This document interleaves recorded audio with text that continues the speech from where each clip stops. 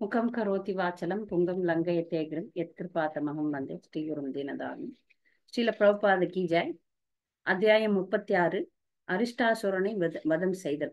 இது கொஞ்சம் பெரிய அத்தியாயம்தான். முடிஞ்ச வரைக்கும் விளக்கறதுக்கு முயற்சி பண்றேன். சுகதேவ கோஸ்வாமி இப்ப அரிஷ்டாசுரனை எப்படி பகவான் வதம் செய்தார், அதோட சேர்ந்து எப்படி ராதா குண்டம் ஷியாமகுண்டம் முக்கியமான தீர்த்த ஸ்தலம் உருவாகியது என்பது பற்றின வர்ணனைகள் இந்த அத்தியாயத்துல வருது. அதையும் நம்ம விளக்கி பார்க்கலாம். விஷ்ணு புராணத்துல இதற்கான விளக்கம் இருக்கிறது. எப்போ பகவான் கோபியர்களோட ராசநாடனம் புரியணும் அப்படின்னு நினைச்சாரோ அப்போ இந்த அரிஷ்டாசுரன் அசுரன் வந்துட்டான். இந்த அரிஷ்டாசுரன் என்பது காளமாடு, மிக பயங்கரமான உருவத்துல இருந்த காளமாடு. இதனுடைய வர்ணனை வரும்போது பாத்தீங்கன்னா அதனுடைய அந்த அரிஷ்டாசுரனுடைய அந்த திமிலைன்னு சொல்றாங்க பாருங்க, அந்த முதுகுல இப்படி இருக்கும். அது ரொம்ப பெருசா இருந்தா காளமாட்டுக்கு தான் அது ரொம்ப பெருசா இருக்கும். அதை இங்க வர்ணிக்கிறாங்க. அது மிகப்பெரிய அசுரனாக வந்தது காளை மாட்டினுடைய வடிவுல. பொதுவா பசு தாயாகவும் காளை தந்தையாகவும் கொல்லப்படுகிறது. ஆனால் இங்க அந்த நல்ல ஜீவராசிகளினுடைய வடிவுல ஒரு அசுரன் இவன். அதனால கிருஷ்ணருக்கு கொல்ல வேண்டிய அவசியமாயி போச்சு. இப்ப அரிஷ்டாசுரன் நிலத்தெல்லாம் நோண்டி சத்தம் போட்டு மூத்திரமும் சாணியம் போஞ்சி அப்புறம் கூர்மையான அந்த தன்னுடைய கொம்புனால நிலத்தெல்லாம் நோண்ட ஆரம்பிக்கிறான். அப்ப அங்கிருந்த அது போட்ட சத்தத்துல, அந்த அரிஷ்டாசுரன் போட்ட சத்தத்துல விரஜவாசிகளுடைய சில பெண்கள், கர்ப்பமான பெண்கள், கர்ப்பமான பசுக்கள் எல்லாம் கருச்சிதைவு ஏற்பட்டதுன்னு சொல்றார் சுகதேவ கோஸ்வாமி. இப்ப கருச்சிதைவை பற்றி வேத இலக்கியங்கள் நிறைய வர்ணனை சொல்லுது. அதாவது முதல் 4 மாசத்துல கருச்சிதைவு ஏற்பட்டுச்சுன்னா அது ஸ்ராவம்னு சொல்றாங்க. அப்புறம் 5ல இருந்து 6வது மாசம் வர்றத பாதம் அப்படின்னு சொல்றாங்க. அதுக்கப்புறம் வர்றதெல்லாம் பிரசவம் தான். ஆனா அது செத்து பிறக்கும், அது பிரசூதி அப்படின்னு சொல்றாங்க. ஏன்னா 6ஆம் மாசத்துக்கு அப்புறம் ஒரு குழந்தை ஓரளவு உருவாகி விடுகிறது. அதுக்கப்புறம் பிறந்தா இப்ப இந்த காலத்துல காப்பாத்திடுறாங்க குழந்தைகளை. அதற்கு முன்னாடி வந்தா அது அது கருச்சிதைவு தான், அதனால வளர முடியாது. ஆனால் கருச்சிதைவு ஆகி பிறந்துச்சுன்னா 6ஆம் மாசம் பிறந்தாலும் 7ஆம் மாசம் பிறந்தாலும் 9ஆம் மாசம் பிறந்தாலும் அது சிதைவு தான். இங்க இந்த அரிஷ்டாசுரனுடைய சத்தமே அவ்வளவு பயங்கரமா இருந்திருக்கு. அதுக்கு தான் இங்க அதை சொல்றாங்க. அப்ப அந்த கோகுலத்துல இருக்கிறவங்க எல்லாருமே கிருஷ்ணா கிருஷ்ணா என்று கூவிக்கொண்டு வந்தாங்க, கிருஷ்ணரை சரண் அடைந்தார்கள். அப்ப பகவான் சொன்னார், நீங்கெல்லாம் பயப்பட வேண்டாம் அப்படின்னு சொல்றார். இந்த அசுரனுக்கு நிறைய பேர் போல் இருக்கு. அதனால சில இடங்கள்ல விருஷபாசுரன் அப்படின்னு சொல்றாங்க. விருஷப் அப்படின்னால அது காளை தான், காளை அசுரன். அரிஷ்டாசுரன் காளை அசுரன், விருஷபாசுரன் காளை அசுரன். அப்படி அந்த காளை அசுரன் இப்படி வந்த உடனே கிருஷ்ணருக்கு கோவம் வந்துருது. உடனே நீ இன்னத்துக்கு இங்க வந்திருக்க, எங்களுடைய சொந்த பந்தங்களை எதற்கு நீ அச்சுறுத்துற அப்படின்னு சொல்லி பகவான் கேட்கிறார். கேட்டுட்டு அங்க அவர் பயப்படல. அவர் புஜங்கள்லாம் தட்டி கொண்டு ஒரு சாதாரணமா இருக்கிறார், பயப்படல. மற்றவர்கள்லாம் பயந்தாங்க, பகவான் பயப்படல.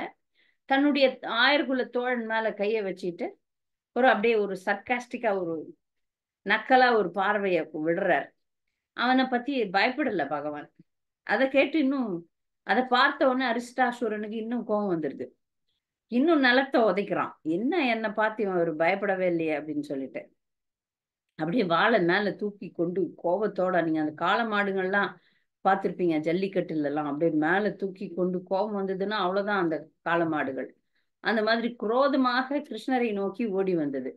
அப்ப பகவான் அஹ் அரிஷ்டாசுரனை நோக்கி அந்த அரிஷ்டாசுரன் கிருஷ்ணரை நோக்கி வந்தது எப்படி இருந்துச்சுன்னா, இந்திரன் அனுப்புற வஜ்ராயுதம் மாதிரி இருந்தது. எல்லாம் அந்த வர்ணிப்பதற்காக பயன்படுத்தும் சொற்கள். இந்திரனுடைய வஜ்ராயுதம் மிகவும் சக்தி வாய்ந்தது. அந்த மாதிரி ஒரு சக்தி வாய்ந்த ஆயுதம் மாதிரி அரிஷ்டாசுரன் வந்தான். ஆனால் பகவான் ஒரு பொம்மையை பிச்சு போடுற மாதிரி பிச்சிருவார். ஒரு குழந்தை பொம்மையை பிச்சு எப்படி போட்டுருது அந்த மாதிரி. அரிஷ்டாசுரனுடைய கொம்புகளை பற்றி பகவான் என்ன பண்ணார், அந்த கொம்பையே பிச்சு எடுத்து அந்த கொம்பை வச்சு அடிச்சிடுறாரு. ஆனால் அது அவ்வளவு அடி வாங்கின பிறகு கூட அந்த அரிஷ்டாசுரனுக்கு வந்து இங்க சுகதேவ கோஸ்வாமி வர்ணிக்கிறார், மந்தமதி அப்படின்னு வர்ணிக்கிறார். நம்ம எல்லாருமே இந்த அரிஷ்டாசுரனை போன்றவர்கள் தான். மாயை பௌதிகமாக இருக்கக்கூடிய மக்களை திரும்ப திரும்ப அடிக்குது. ஆனாலும் அறிவு இல்லை, மாயா கிட்ட அடி வாங்கி திருப்பி மாயக்கிட்டே போறோம். அது போல கிருஷ்ணர் சக்தி வாய்ந்தவர் தெரியல அரிஷ்டாசுரனுக்கு. நாமும் சக்தி வாய்ந்தவர்கள் அப்படின்னு நினைக்கிறாங்க பௌதிகவாதிகள். இந்த விஞ்ஞானிகள், இயற்கையை எதிர்த்து செயல்படுபவர்கள்லாம் இந்த அரிஷ்டாசுரன் மாதிரி தான். நம்மாலெல்லாம் எதிர்க்க முடியும், மாயையை எதிர்க்க முடியும், கிருஷ்ணரை எதிர்க்க முடியும்னு அரிஷ்டாசுரன் மாதிரி முட்டாளாட்டம் போராடுகிறார்கள். இறுதியில் மரணத்தை தழுவுகிறார்கள். மரணம்ன்றது வந்து கிருஷ்ணர் வடிவில வந்துரும். ஆனால் இதுதான், அதனாலதான் இதை மந்த சுமந்த புதையோ அப்படின்னு சொல்றாங்க. மந்த சுமந்த, இன்னும் ரொம்ப மக்கா இருக்கிறதுக்கு தான் வந்து மந்த புத்தி.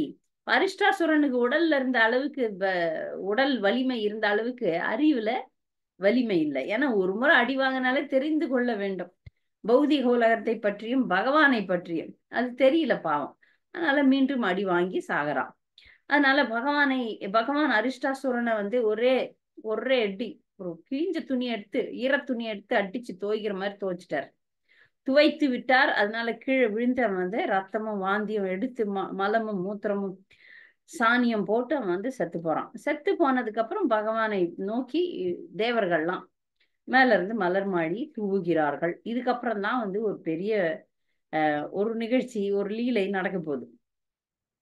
கோபியர்கள்லாம் அங்க காத்துட்டு இருக்கிறாங்க பகவானோட ராசலீலை புரிவதற்காக. பகவான் அங்க போறார். போயிட்டு அசுரனை கொன்னுட்டேன், இப்ப வாங்க நம்ம போலான்னொன்னே கோபியர்கள்லாம், முக்கியமாக ராதாராணி சொல்றாங்க, நீங்க வந்து என்னதான் அரிஷ்டாசுரன் ஒரு அசுரனா இருந்தா கூட அது வந்து பசு வகை தானே, மாடு வகை தானே, மாடு கொன்றதுல பெரிய பாவம் வரும்.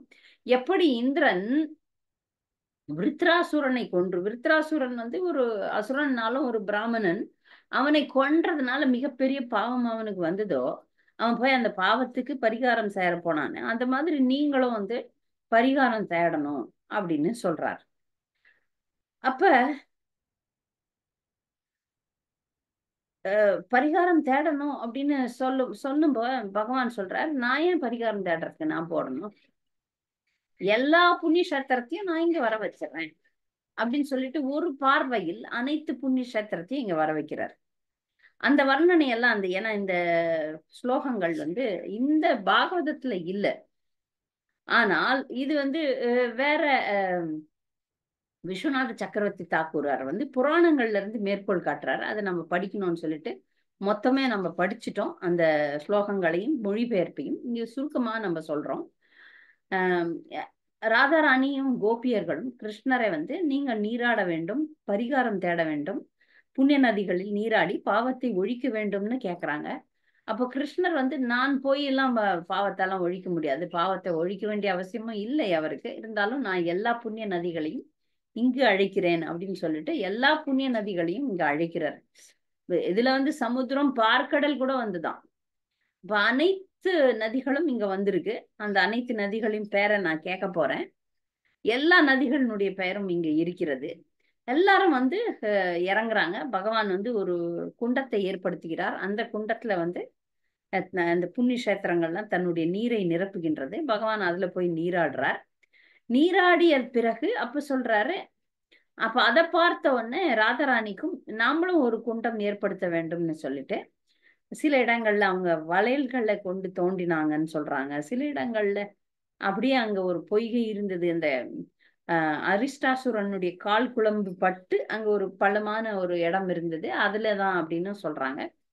அப்ப எது எப்படியோ இன்னொரு குண்டம் அந்த ஷியாம குண்டத்துக்கு பக்கத்திலேயே கிருஷ்ணர் ஏற்படுத்திய குண்டம் ஷியாம குண்டம், அதற்கு பக்கத்திலேயே ஒரு குண்டத்தை ராதாராணியும் தோழிகளும் ஏற்படுத்தினர். இந்த குண்டத்துக்கு தண்ணி வேணும். அப்ப ராதாராணி சொல்றாங்க, கிருஷ்ணர் சொல்றார் என்னுடைய குண்டத்துல இருந்து எடுத்துக்குங்க தண்ணி அப்படின்னு சொல்லிட்டு. ராதாராணி சொல்றாங்க, இல்ல இல்ல நாங்க இதுல இருந்து எடுக்க மாட்டோம், நாங்க மானச கங்கை அங்க இருந்து எடுத்துட்டு வரோம் அப்படின்னு சொல்றாங்க. அது சாத்தியம் இல்லை, நான் வந்து மீண்டும் இந்த புண்ணிய நதிகளை வர வைக்கிறேன், அவங்கள வச்சு இந்த குளத்தை நிரப்ப சொல்லலாம் அப்படின்னு கிருஷ்ணர் சொல்லும் போது ராதாராணி ஒத்துக்கொள்ளவில்லை. ஆனால் அந்த புண்ணிய நதிகள்லாம் வந்து ராதாராணியிடம் பிரார்த்தனை செய்கின்றனர், கெஞ்சுகின்றனர். தாயே இந்த வாய்ப்பை எங்களுக்கு தந்திரல வேண்டும் அப்படின்னு சொல்லிட்டு ஒரு அழகான ஸ்லோகங்கள் இருக்கு. வேதங்கள் உணர்ந்த பிரம்ம தேவனாலும் சரி, சிவபெருமானும் சரி, லக்ஷ்மி தேவியாலும் சரி, உன்னை பற்றி புரிந்து கொள்ள முடியாது. எல்லாத்துக்கும் அனைத்தின் பலம் பரம லட்சியமாக விளங்கும் கிருஷ்ணர் ஒருவரால் மட்டுமே அவற்றை அறிய முடியும். ராதாராணியினுடைய கீர்த்திகளை கிருஷ்ணரால் மட்டுமே அறிய முடியும் அப்படின்னு சொல்றாங்க. சொல்லி பிரார்த்தனை செய்த உடனே தாயாருடைய மனம் இளகி விட்டது. சரி வாங்க அப்படின்னு சொல்றாங்க. அதன் மூலமாக ஷியாம ராதா குண்டம் உருவாகியது. ராதா குண்டத்துல கிருஷ்ணர் நீராடுகிறார். இப்போ கிருஷ்ணர் ஒரு வார்த்தை சொல்றார் ராதாராணியிடம், என்னுடைய குண்டமாகிய இந்த ராதா குண்டத்தை விட உன்னுடைய குண்டமாகிய என்னுடைய குண்டமாகிய ஷியாம குண்டத்தை விட உன்னுடைய குலமாகிய இந்த ராதா குண்டம் எனக்கு மிக மிக மிக மிக பிரியமானது அப்படின்னு சொல்றார். உலகத்துல மிக சிறந்த புண்ணிய கஷேத்திரம் எது அப்படின்னு உபதேசாமிர்தத்துல சொல்லப்படுது. அது எதுன்னா ராதா குண்டம் தான். ஆனால் இது வர்ணிக்கப்பட்டிருந்தாலும் பிரபுபாதர் நம்ம போயிட்டு ராதா குண்டத்துல குளிப்பதற்கோ இல்லை அங்கு வசிப்பதற்கோ அனுமதி தரவில்லை. தரிசனம் செய்யலாம், அங்கிருக்கும் நீரை எடுத்து நாம் தெளித்து கொள்ளலாம், வணங்கலாம், ஆரத்தி செய்யலாம். குளிப்பதற்கு நமக்கு அனுமதி கொடுக்கவில்லை. ஏன்னா குளிக்கும் போது நம்முடைய கால்கள் அதுல படும். சில பக்தர்கள் குளிக்கிறாங்க, ஆனா நம்முடைய சம்பிரதாயத்துல நமக்கு அதற்கு அனுமதி இல்லை என்பதை பணிவுடன் தெரிவித்துக் கொள்கிறேன். நான் தைரியமா நான் ராதா குண்டத்துல குளிக்கிறதுக்கு எனக்கு தகுதி இருக்குன்னு நினைக்கிறவங்கள நான் ஒண்ணும் சொல்ல முடியாது. நாம் அதை கொஞ்சம் குடிச்சிக்கலாம், தெளிச்சிக்கலாம், வணங்கலாம், அவ்வளவுதான். ஏன்னா அந்த அளவுக்கு புனிதமான ஒரு இடம் ராதா குண்டம். இதை பற்றி நம்ம உபதேசாமிர்தத்துல நிறைய படிச்சோம். இதனுடைய பெருமைகள் சொல்ல முடியாதது. மிக மிக மிக மிக புனிதமான இடம். தகுதி இருந்தால், நமக்கு தகுதி இருந்தால் ஆன்மீக குரு சொன்னா அங்க போலாம்.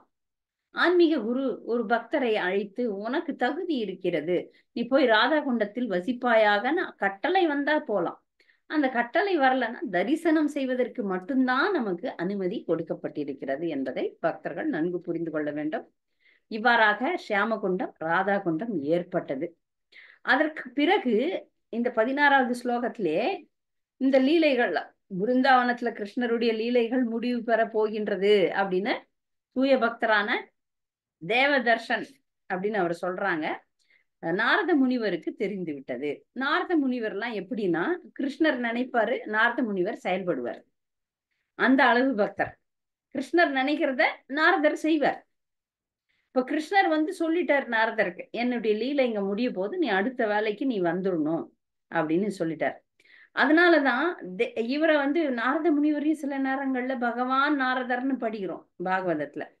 இதற்கு அர்த்தம் அவர் பகவான் ஆயிட்டாருன்னு அர்த்தம் கிடையாது. பகவானுக்கு சமமானவர்னு அர்த்தம்.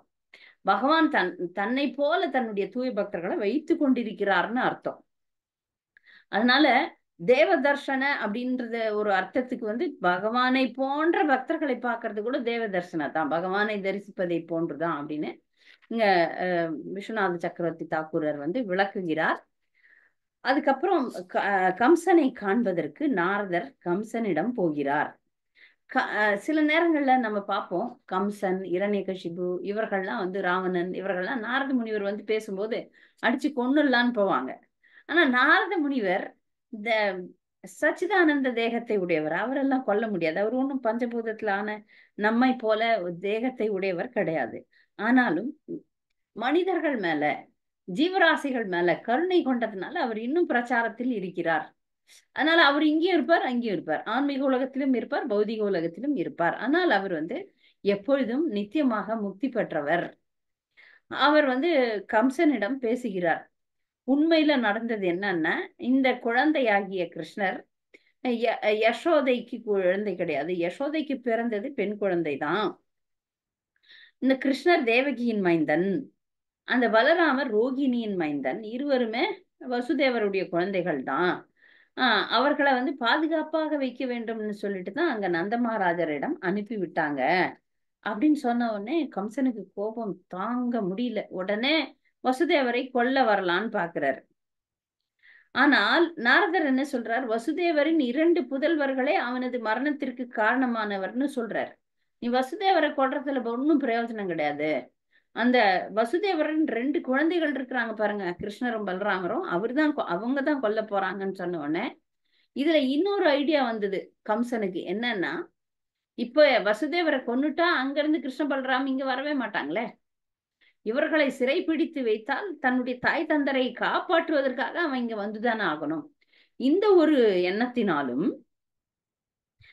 வசுதேவரை கொல்றதுனால ஒரு பிரயோஜனமும் இல்லை என்பது புரிந்ததுனாலும் 2 விஷயத்தினால வசுதேவரையும் தேவகியும் கட்டி போட்டு சிறையில அடைக்கிறான். ஆனால் கொல்லவில்லை என்பது இங்க குறிப்பிடத்தக்கது.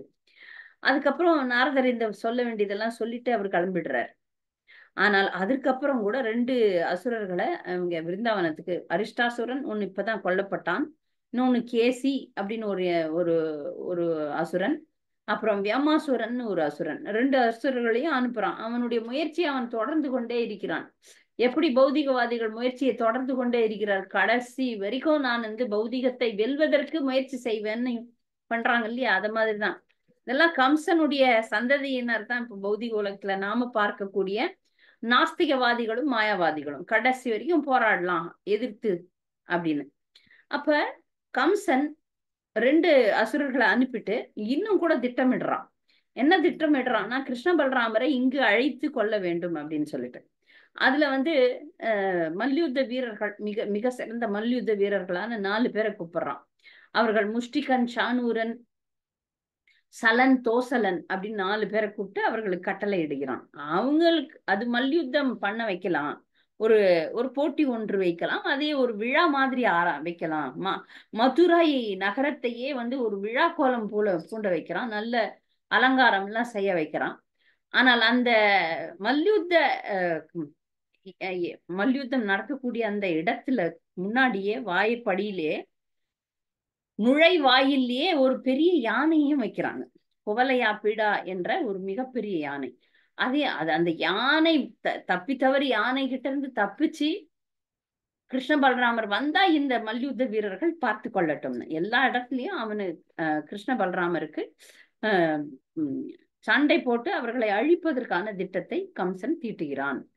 அப்படி தீட்டுட்டு எல்லாருக்கும் கட்டளைகளை இட்டு கொண்டிருக்கிறான். அப்போ குவலையா பீடனை கூப்பிடுங்க, தோரணங்களை கட்டுங்கள், எல்லாமே இப்ப சிவபெருமானுக்காக வச்சிருக்க அந்த பூஜை புனஸ்காரங்களை செய்யுங்கள், அதெல்லாம் சொல்லி எல்லாத்தையும் செய்யறார். அது போல சிவபெருமானுடைய தனுஷம் இருக்காங்க, அதையும் கிருஷ்ணர் உடைப்பார். அதனால எல்லா ஏற்பாடுகளையும் செஞ்சுட்டு கிருஷ்ணரையும் பலராமரையும் யார் கொண்டு வர்றது என் மதுராக்கு. அதனால ஒரு அக்ரூரரிடம் போகிறார். அக்ரூரர் ஒரு ஒரு கம்சனிடம் இருக்கக்கூடிய ஒரு மந்திரி. அவர் கிருஷ்ண பக்தர்.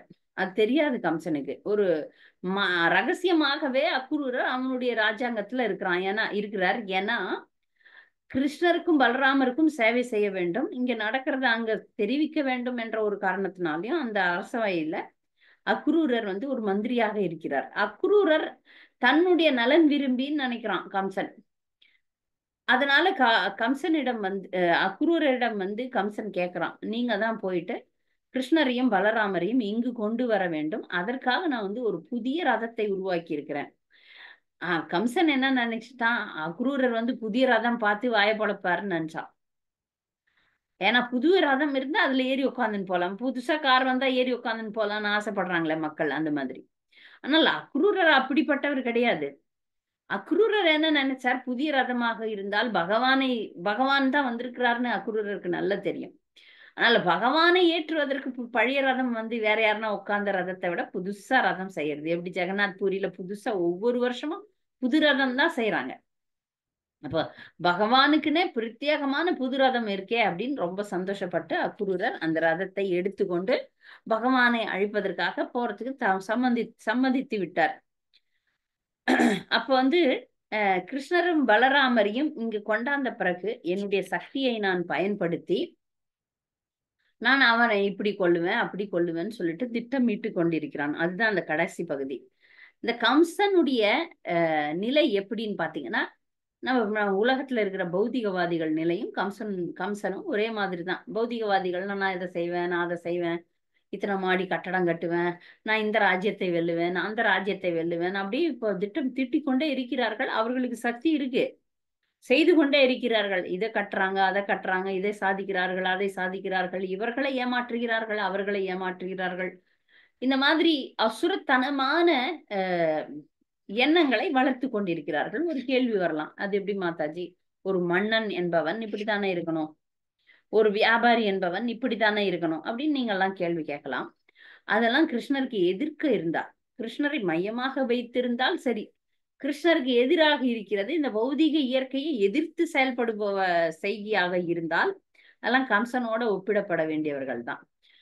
பகவத்கீதையிலே நம்ம பார்க்கிறோம், அசுரர்கள்லாம் எப்படி திட்டம் தீட்டுகிறார்கள். இவன் என் உறவினன், அவன் என் எதிரி அப்படின்னு சொல்லிட்டு திட்டம் தீட்டிக் கொண்டே இருக்கிறார்கள். அது போல திட்டம் தீட்டிக் கொண்டே இருக்கிறான். கம்சனுக்கு வந்து உறவினர்கள்லாம் நிறைய பேர் இருக்கிறாங்க. ஜராசந்தன், திவிதன், சம்பரன், நரக்கன், பானனன் அப்படின்னு சொல்லிட்டு நிறைய நலன் விரும்பிகள்லாம் இருக்கிறாங்க அப்படின்னு சொல்லிட்டு அவன் நினைத்து கொள்கிறான், இந்த பூமியை ஆள்வேன்னு நினைக்கிறான். உலகமே அப்படித்தானே நினைக்குது, நான் இந்த பூமியை ஆள்வேன். ஆனா என்னைக்குன்னா ஒருத்தன் வந்து துப்பாக்கியில சுட்டுட்டானா அவன் அதுக்கப்புறம் ஆளவே முடியாது. நிறைய அரசியல் தலைவர்களை துப்பாக்கியில சுட்டுடுறாங்க, கொன்னு போட்டுடுறாங்க, பாம்பு வச்சு வெடிகுண்டு வச்சு தகர்த்திடுறாங்க, எதோ பண்றாங்க, எதோ செய்யறாங்க இல்லையா. ஆனால் இங்கு கம்சன் பகவானே வந்து கொள்றார், பகவானே வந்து கொள்வதற்காக வந்து விடுகிறார். ஆனால் இப்படித்தான் பௌதிகவாதிகள் திட்டம் தீட்டுகிறார்கள். அந்த திட்டங்கள்லாம் சுக்கு நூறா போயிடுது.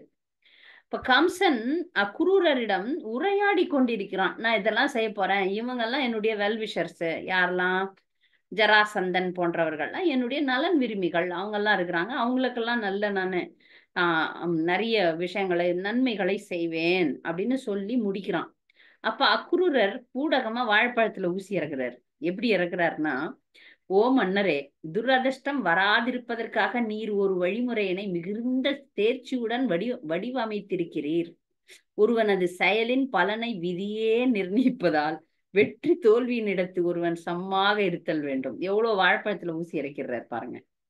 விதிதான் வெற்றி தோல்வியை நிர்ணயிக்கிறது, நம்முடைய வீரம் நிர்ணயிக்கல. நீங்க ரொம்ப அழகா பிரத்யேகமா அழகா நல்ல திட்டம் தீட்டி வச்சிருக்கீங்க, ஆனா விதிதான் நிர்ணயிக்க போகுது. அதனால ஒருத்தர் வந்து வெற்றி தோல்வியில சமமா இருக்கணும்னு ஒரு வாழைப்பழத்துல ஊசி இறக்குனார். நான் அடுத்த ஸ்லோகத்துல என்ன சொல்றாரு பாருங்க, சாதாரண மனிதன் தனது விருப்பங்களை நிறைவேற்ற விடாது விதி தடுத்த போதிலும் அவன் தன் விருப்பத்திற்கேற்ப செயல்படுவதிலே தீவிரமாக இருக்கிறான். அதனால் அவன் இன்பம் துன்பம் என்னும் இரண்டினையும் எதிர்கொள்கிறான். எது எப்படி இருந்த போதிலும் உமது கட்டளையினை நான் நிறைவேற்றுவேன். இங்கேயும் ஒரு வாழைப்பழத்துல ஊசி இறக்குறாரு. என்ன ஊசி? ஒருத்தனுக்கு நல்லாவே தெரியுது, இதால நம்ம இந்த காரியத்தை நம்மால செய்ய முடியாதுன்ட்டு, ஆனா அதுலயே ஓடுறான். நிறைய பேர் அப்படி செய்வாங்க, இது முடியாதுன்னு தெரிஞ்சும் அதே வீம்புக்கு அதையே பண்ணுவாங்க, அதே அட்டம் பண்ணுவாங்க. எத்தனை பேர் அறிவுரை சொன்னாலும் கேட்கவே மாட்டாங்க, அதுல தீவிரமாக இருப்பாங்க. இப்போ அக்குரூர் என்ன சொல்றாரு, நீ உன் திட்டம்லாம் வேலைக்கு ஆகாது, நீ அழியதான் போற. நீ வந்து மன்னன், நான் வந்து தொண்டன், அதனால நீ சொல்றத நான் கேட்கறேன், நான் அவங்க ரெண்டு பேரையும் கொண்டு வரேன், அவங்க கடவுள், அதனால உன்னை அழிக்க தான் போறாங்க, நீ இறக்க தான் போற அப்படின்றத மறைமுகமா சொல்றாரு அப்படின்னு சொல்லிட்டு விஸ்வநாத் சக்கரவர்த்தி தாக்கூர் பொருளுரையில சொல்றார். எப்படியா இருந்தாலும் கம்சனுக்கு நாள் வந்துடுச்சு, முடிஞ்சு போச்சு, அதனால இப்ப கிருஷ்ணர் இங்கு வரத்தான் போகிறார் அப்படின்னு இங்க அக்ரூரர் சொல்றார் பாருங்க. சில நேரங்கள்ல நேரடியா சொன்னா கூட மக்களுக்கு புரியாது, கம்சனுக்கு மறைமுகமா சொன்னா எங்க புரிய போகுது. கம்சன் வந்து யாருடைய அறிவுரையும் ஏற்றுக்கொள்ள போவதில்லை. நேரடியாலாம் சொன்னா அடுத்த நிமிஷம் அக்ரூரர் உயிரோட இருக்க முடியாது. அக்ரூரர் ஒரு மறைமுகமா ஒரு தத்துவத்தை கொடுக்கிறார், அது மண்டைக்கு ஏறவே இல்லை. அதனால இவ்வாறு இந்த அத்தியாயம் வந்து முடிகிறது. அக்ரூரருக்கு கட்டளை விட்டுட்டு கம்சன் நானே ஜெயிப்பேன், வெற்றி எனது, இதுதான் பாசிட்டிவ் திங்கிங். அவர்கள் ரொம்ப பாசிட்டிவ் திங்கிங்கா இருக்கிறவங்க எல்லாம் கடைசியில யம தர்மராஜனை சந்திக்க வேண்டி இருக்கும். சந்திக்க போகிறான் கம்சன். அதை நம்ம வந்து அடுத்த வாரம் பார்க்கலாம். அடுத்த வாரம் வந்து கேசி வியோமாசூரன் அப்படின்ற அசுரர்களை கொள்றது, அது நம்ம அடுத்த வாரம் பார்க்கலாம். பக்தர்களுக்கு இந்த பாடத்துல ஏதாவது சந்தேகம் கூடுதல் கருத்துக்கள் இருந்தா தெரிவிக்கலாம். மாதாஜி, மாதாஜி, வசுதேவருக்கு ஆணக துந்துபின்னு ஒரு பேர் இருக்குல்ல பாஜி, அது என்ன அர்த்தம் மாதாஜி? அணக்க துந்துபி, அது மறந்து போச்சு எனக்கு. அதுக்கு எனக்கும் அர்த்தம் தெரியல. நான் வந்து யூகம் செய்யலாம், அதை ஓகே கேள்வியா மேம். கேட்கிறேன், நான் யூகம் செய்யலாம். அவர் வந்து பிரச்சாரம், துந்துபி அப்படின்றது வந்து ஒரு இசைக்கருவி, பகவானை பற்றி பிரச்சாரம் செய்யக்கூடியவர் அப்படின்னு வச்சுக்கலாம். நான் வந்து பார்த்துட்டு உங்களுக்கு கரெக்டா சொல்றேன். அனக்க துந்துபி ஓகே மேடம், நன்றி மாதாஜி. வசுதேவனுடைய மற்றொரு பெயர். இசைக்கருவி, பகவானை இசைப்பவர் அப்படின்னு இருக்கலாம். ஓகே மாதாஜி.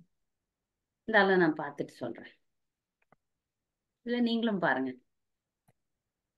ஓகே எங்கே மாதாஜி. நான் அதனுடைய பொருளை படிச்ச மாதிரி ஞாபகம் இல்லை. இது வந்து ஒரு யூகம் தான், என்னுடைய யூகம் தான். பகவானுடைய கீர்த்திகளை எப்பொழுதும் பாடுபவர். ஓகே மாதாஜி, சரிங்க ஹரே மாதாஜி. கிருஷ்ணா. மாதாஜி ஹரே கிருஷ்ணா மாதாஜி. இப்போ அஹ், நீங்க சொல்ற மாதிரி பாசிட்டிவா நம்ம எல்லாத்தையுமே பாசிட்டிவா திங்க் பண்ணா கூட பாசிட்டிவ் திங்கிங் நல்லா நடக்கும், பாசிட்டிவ் திங்கிங்கா இருக்கும் அப்படின்னு சொல்றாங்க. இப்ப எல்லாத்தையுமே நம்ம பாசிட்டிவா நினைச்சா கூட நமக்கு எது நடக்கணுமோ, பகவான் எது திட்டம் செய்றாரோ அதுதானே மாதாஜி நடக்கும். நம்ம ஆமா, அதுக்கு கம்ப்ளீட்டா 100%, 100% நம்ம ஏன்னா இது ஏன்னா இங்க எல்லாமே எதிர்மறை தானே, அதனால பாசிட்டிவா இருந்து கொஞ்சம் மனசை தேத்திக்கிறோம், எல்லாம் டிப்ரெஷன்ல போயிடுவோம் எல்லாருமே. இப்ப அந்த கிருஷ்ண பக்தியில கூட பாசிட்டிவிட்டி கொண்டாடலன்னு வச்சுக்கோங்களேன்.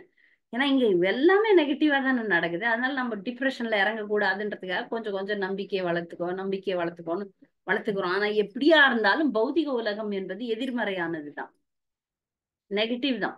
பௌதிக உலகம் என்பது எப்பொழுதுமே எதிர்மறையாக கூடியதுதான். அல்டிமேட்டா எல்லாருடைய வாழ்க்கையும் பிரளயத்துலதான் முடிய போகுது, எல்லாருடைய வாழ்க்கையும். இந்த என்னுடைய குருதேவர் அடிக்கடி ஒரு வாசகம் சொல்வாரு. இந்த சின்ன வயசுல நம்ம கதைகள்லாம், அம்புலி மாமா கதை, ஃபேரி டெய்ல், ஆங்கிலத்துல ஃபேரி டெய்ல் அதெல்லாம் படிக்கும்போது பாத்தீங்கன்னா, இறுதியாக அவர்கள் இன்பமாக வாழ்ந்தனர் அப்படின்னு ஒரு வாசகம் வரும். அப்படி யாராவது வாழ முடியுமான்னு கேட்பாரு அவர். ஏன்னா கடைசியில எல்லாரும் செத்து தானே போறோம். அது வந்து ஒரு ஒரு மனிதனுடைய தோல்வி தானே, அது வந்து ஒரு பிரளயம் தானே. அழிந்து விட்டார், செத்து விட்டார், அப்படிதான் எல்லாருடைய கதையும் டிராஜடி தான். சினிமால காட்டுறான் பாருங்க, அப்படியே அவங்க கல்யாணம் பண்ணிக்கினாங்க, ஜாலியா இருந்தாங்க, ஆனாலும் செத்து தான் ஆகணும் அவங்களும். அது வரைக்கும் தான் கதை. அதுக்கப்புறம் அந்த கதையை பார்த்தோம்னா அதுவும் டிராஜடி தான், எல்லாமே டிராஜடி தான். ஆனா சரி, நாம எல்லாம் வந்து இந்த பௌதிக உலகத்துல எல்லாமே எதிர்மறையா இருக்குது, இதையே பேசக்கூடாதுன்னு சொல்லிட்டு நம்ம மனசை தேத்திக்கிட்டு நம்ம வந்து அவன் பக்கத்து வீட்டுக்காரன் சாவறான், நான் சாவ மாட்டேன் அப்படின்னு நினைச்சிட்டு வாழறோம் இல்லையா? உண்மைதானே? ஐயோ ஆமா யாராவது மாதாஜி. செத்துட்டாங்கன்னா நம்ம போய் ஐயோ பாவம்ன்றோம். ஆனா ஐயோ பாவம் நமக்கும் உண்டு, நமக்கு இல்லையா? நமக்கும் ஐயோ பாவம் உண்டு. என்ன ஒரு நாள் 2 நாள் முன்னாடி பின்னாடி, இல்ல 1 மாசம் 2 மாசம், இல்ல 10 வருஷம் 20 வருஷம், அப்படி வருட கணக்கு இல்ல மாச கணக்கு நாள் கணக்கு வித்தியாசமே தவிர எல்லாருடைய வாழ்க்கையும் அப்படித்தான். ஓகே மாதாஜி. ஹரே கிருஷ்ணா. எதுனாலும் நம்ம பாசிட்டிவா நம்ம ஓரளவுக்கு நினைச்சிருந்தா கூட பகவான் எதை கொடுக்குறாரோ அதை பேசாத ஏத்துக்கணும் இல்லையா மாதாஜி? ஆமா, ஏற்றுக்கொள்ள வேண்டுதான். அததான் அவர் சொல்றாரு, வெற்றி தோல்வி எல்லாம் நம்ம கையில இல்ல, விதி கையில தான் இருக்குன்னு சொல்றாரு. விதி என்பது கிருஷ்ணன் தானே, விதியை நிர்ணயிப்பவரே கடவுள் தானே. கரெக்டா? விதியை ஆமா நிர்ணயிப்பவர் மாதாஜி. யார்? கிருஷ்ணர் தான். அதை நிர்ணயிப்பவர்கள் வந்து இந்த நவகிரகம், அவங்க ஆளுநர்கள்னு சொன்னாலும் ஆளுநர்கள் யாருடைய அதிகாரத்தின் கீழ் இருக்கிறார்கள்? கிருஷ்ணருடைய கீழே தான் இருக்கிறாங்க. ஓகே மாதாஜி. ஹரே கிருஷ்ணன். சரணாகதி மாதாஜி. கேள்வி கேள்வி ஏதாவது இருக்கா? வேற யாருக்காவது ஏதாவது கேள்விகள் இருக்கா?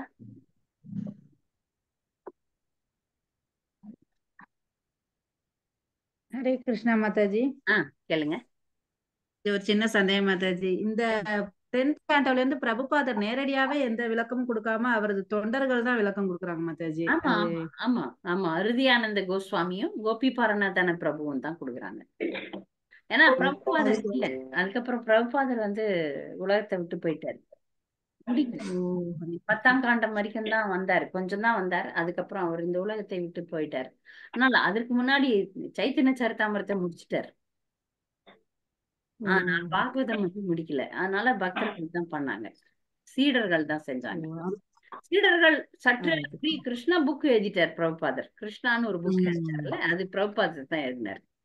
அந்த புக், அதுல இருந்து கோட் அந்த பண்ணாதான் அவங்க புத்தகத்தை அடிப்படையா வச்சுதான் எழுதினாங்க. பாத்தீங்கன்னா பிரபுபாதர் சொல்ற மாதிரி தான் இருக்கும். ம்.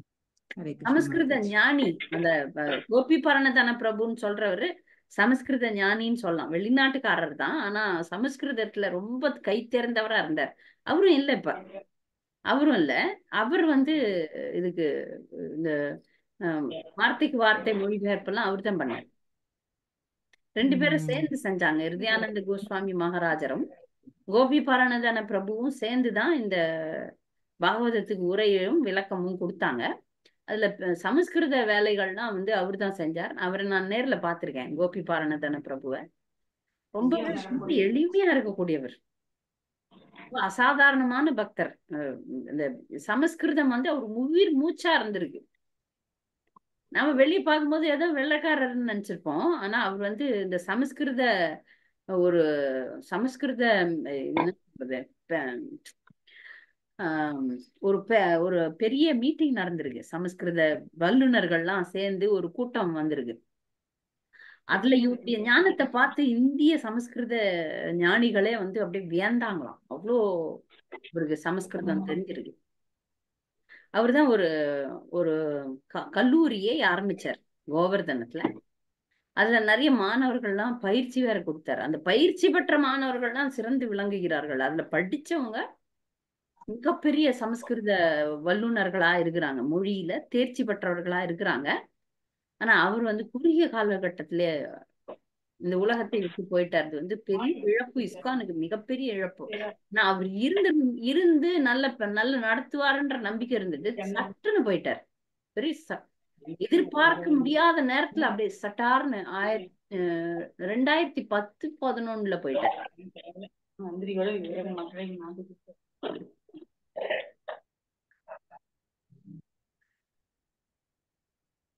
வேற ஏதாவது கேள்விகள் இருக்கா பக்தர்களுக்கு?